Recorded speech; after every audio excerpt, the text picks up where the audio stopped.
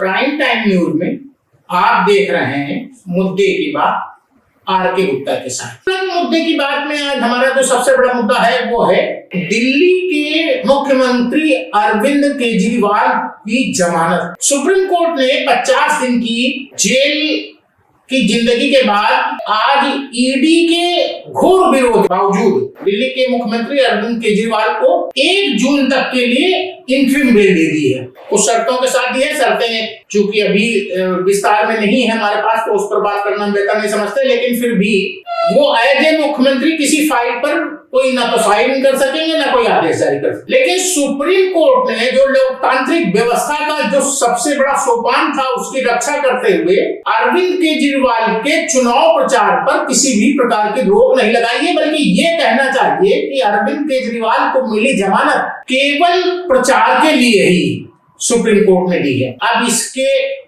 अरविंद केजरीवाल की जमानत का कहां प्रभाव पड़ेगा, इसको कितना लाभ होगा, थोड़ी सी चर्चा उस पर किया जाना जरूरी है।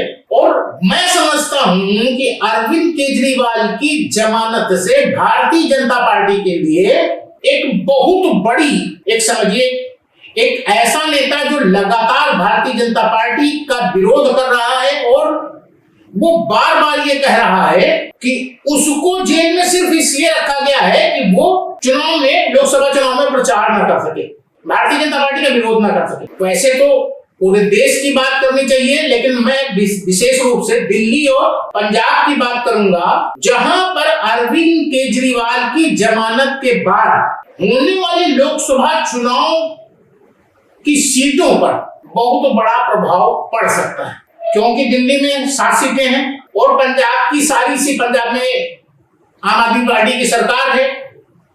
मुख्य विपक्षी भारतीय जनता पार्टी ये मान करके चल रही थी कि चूंकि अरविंद केजरीवाल जेल में है और वो प्रचार में उतना उनका प्रभाव नहीं पड़ेगा, जिससे वो एक तरफा अपनी भूमिका या अपनी जमीन बचा पाने में कामयाब हो जाएगी। लेकिन सुप्रीम कोर्ट ने भारतीय जनता पार्टी की पूरी सोच पर एक तरीके से पानी फेर दिया।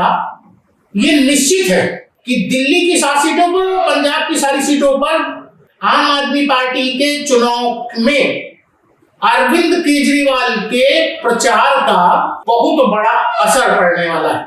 लेकिन अरविंद केजरीवाल को सुप्रीम कोर्ट की इंटरिम बेल का जो आदेश है वो लोकतांत्रिक प्रक्रिया का बहुत बड़ा सोपान है। और दूसरी चीज, सबसे बड़ी बात यह है कि सुप्रीम कोर्ट के आदेश ने ईडी के घोर विरोध के बावजूद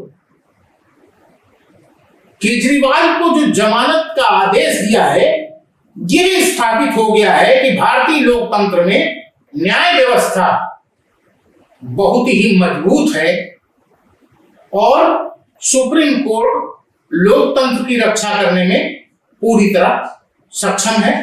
धन्यवाद। फिर अगले मुद्दे के साथ नमस्कार।